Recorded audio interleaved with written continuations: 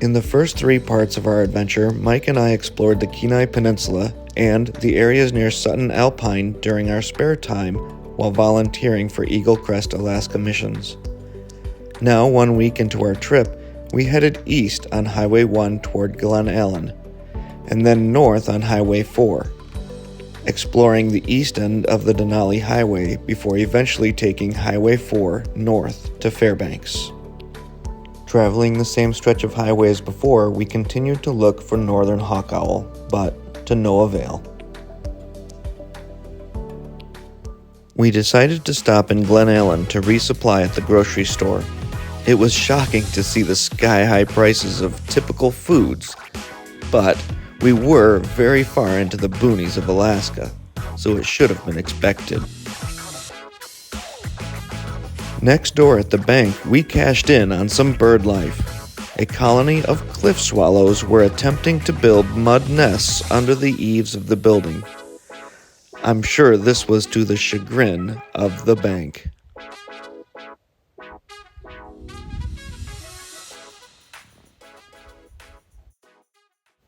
We had started our drive from camp after supper, so the day was already getting late and the sky was turning beautiful as we made our way to the Denali Highway, where we had planned to explore and then spend the night. We made it to the Highway 8 turnoff to the Denali Highway by about 11 p.m. and decided to drive as far as the paved road lasted, near Tangle Lakes. Due to the remoteness of the road and the extreme weather that occurs there are warning signs about traveling in that direction. This serene landscape was where we hoped to connect with several birds, including northern Wheatear, Willow Ptarmigan, and long-tailed Jaeger. We soon came to find out that there was much more bird life that would stop us in our tracks along the way. We could not stop without hearing the ethereal song of the gray-cheeked thrush.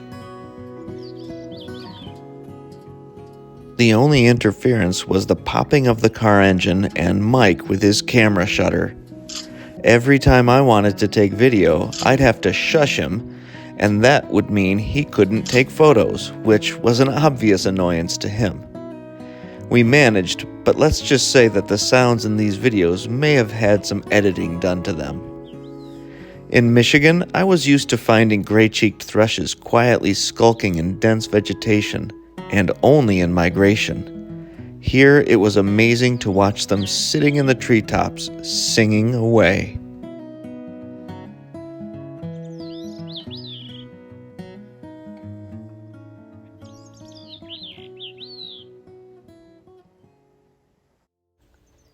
As we drove on, the scenery became breathtaking as the sun made its long, slow descent behind the mountains, to the tune of gray-cheeked thrushes, American tree and white-crowned sparrows, Wilson snipes, and more.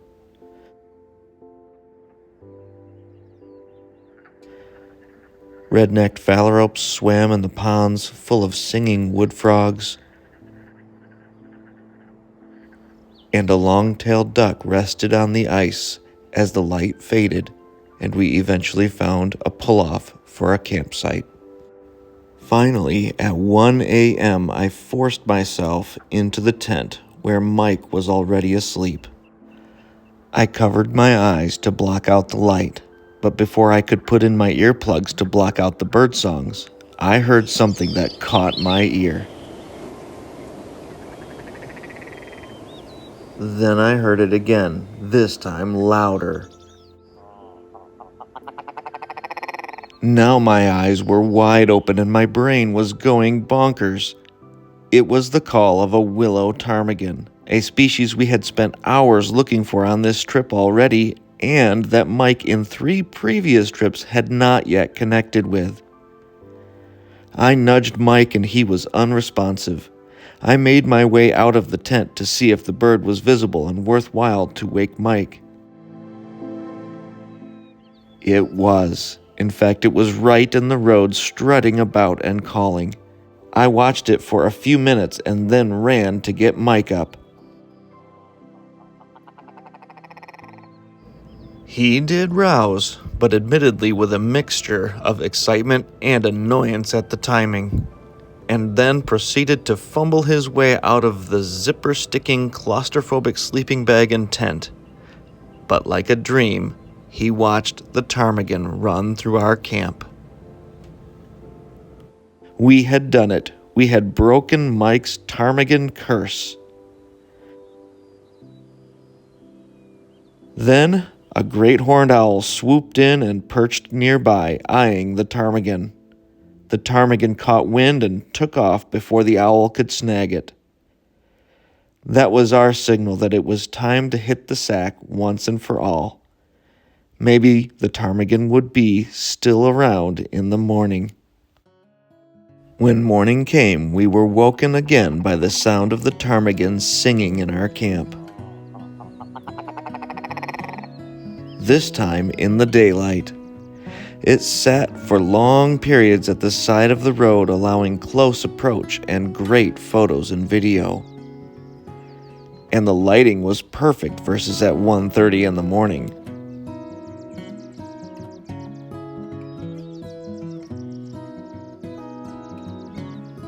We all were wooed by the surrounding bird chorus of Wilson's and blackpoll warblers, Wilson's snipe, gray-cheeked thrush, northern water thrush, white-crowned and American tree sparrow, and common redpolls. See how many you can hear in these recordings.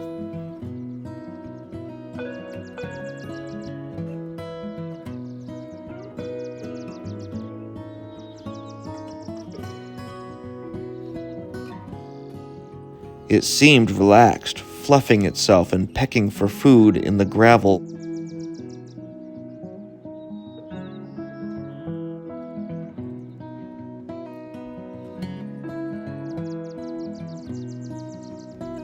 We considered ourselves blessed to have had such an extended and up-close experience with this bird we'd put so much into finding.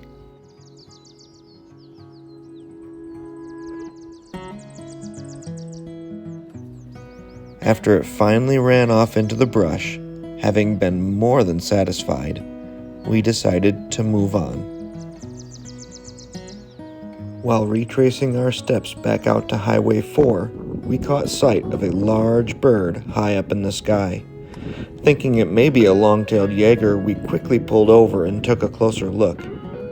It turned out to be a pair of Whimbrels, swirling high up in the air, calling and displaying. We also got much better looks at red-necked phalaropes scooting around on the ponds and feeding. It was so comical to watch their little heads bob back and forth so quickly while their feet scramble underneath the surface of the water. Further down the road, we spotted this pair of common loons on an icy lake and took a few moments to enjoy the view.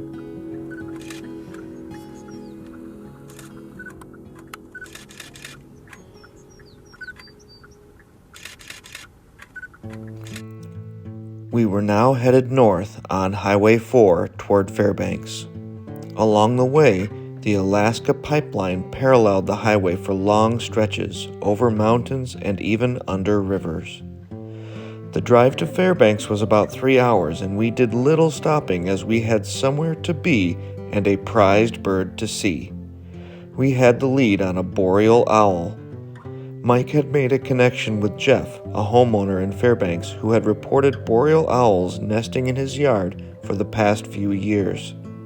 He had reported it in April of the current year, and we had an invite to try our luck at seeing the owl. Yeah, it's too early for the young to be out, but they should be out any time now. The adult had been seen in the nest hole less than 3 weeks ago, but the timing of things made us think the adult was no longer staying in the box, but rather likely roosting nearby as the young got bigger. But would we see the owlets? For a few days, they'll pop their heads out, and then all of a sudden you'll see them around the box, and they're all black. I'm hoping that there's baby owls in there, down at the bottom of that box. Very good. If we're here in the evening, better chance to see them coming to and from the nest, like I've maybe only seen feeding. it once. Oh, And that really? was like 11:30 at night, just as it was getting dark or it was dusk. It's the only time I've seen one go into the box. Gotcha. The three of us decided to check the trees in the surrounding area for the roosting adult, but were unsuccessful. While chatting with Jeff, a boreal chickadee caught my eye as it fed in the shrubs nearby. Mike and I decided to kill some time by doing some birding around Fairbanks. We would try again for the owl later in the evening. Jeff recommended that we check out the nearby observatory on the top of Murphy Dome. He knew it was a good place at this time of year to look for northern wheatear. Very few birds were seen at the top, but the sunny skies and beautiful views were nice.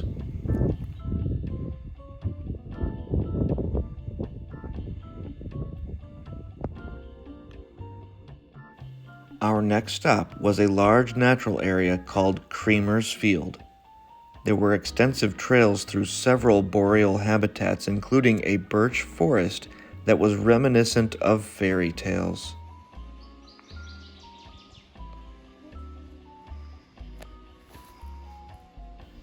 Along the way, we picked up another lifer for Mike, Hammond's flycatcher. After the blood-sucking mosquitoes had finally had their way with Mike, he headed back toward the car. Not long after, I traversed a wetland boardwalk, many of which were damaged by the permafrost, and was fortunate to find a single Bohemian waxwing above my head, a good find for Fairbanks in June. Meanwhile, Mike had located some water birds present in the fields at the entrance, including a large flock of sandhill cranes, both Canada and white-fronted geese, and American widgeon. On the way back to Jeff's, we found this nesting horned grebe right next to the road. We returned to Jeff's house around 8 p.m. After checking the nest again without success, we were pretty discouraged.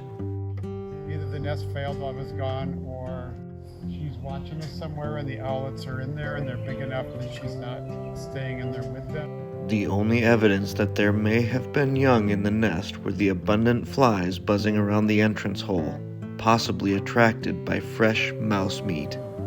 But you might hear some activity out here between 11:30 and 1, assuming that the nest is still viable.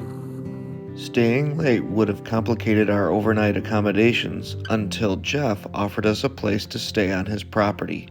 That was, shall we say, on point for a truly Alaskan experience. A friend of Jeff's had stored a bus turned into an RV on his property, but had never come back to get it. He offered it to us, and we could not refuse. The irony of staying in a bus in the Alaskan wild was not lost on us. Chris McCandless did that very thing, but did not survive. A book was written and a Hollywood movie was made about him, his experience, and his demise. We could not pass up the opportunity to strike an into-the-wild pose with our Alaskan bus accommodations. Yeah, we mind doing the hard work. Yeah, that's fine by me if you want to do that. Doing the hard work, as Mike put it, meant a late night. By 11:30 p.m. as the light dimmed, we had just started our boreal owl watch party. I had my scope aimed at the box, and using an adapter I had my phone camera attached, ready to catch the action. Mike stood by with binoculars and scope. We were both about to endure some major patience and lots of mosquitoes for a chance to see a boreal owl visit the nest box. And then it happened. At 12:01 a.m. on June 4th, we caught a glimpse of our first boreal owl. I saw it, but it was so quick, it was over.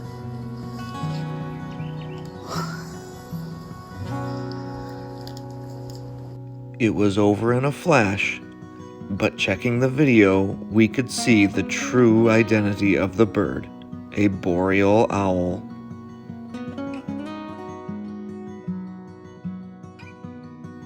Then at 1:03, it visited a second time. Could you hear the chicks squeaking inside as the parent brought food for them?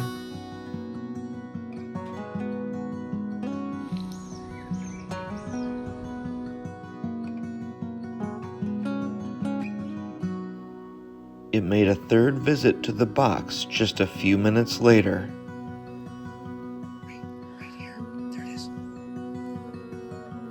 After this, we didn't see it come back to the box. However, it did traverse the air over the yard and swoop right over our heads. We would not trade this exhilarating experience for anything, but both of us couldn't help but feel like the split-second views of the bird left us desiring something more. At 2 a.m., we decided to call it a night. The next morning, Mike was on a mission to keep us on schedule as we were due to Denali National Park at noon for a bus ride into the park. I was dragging my feet and the bird activity didn't help.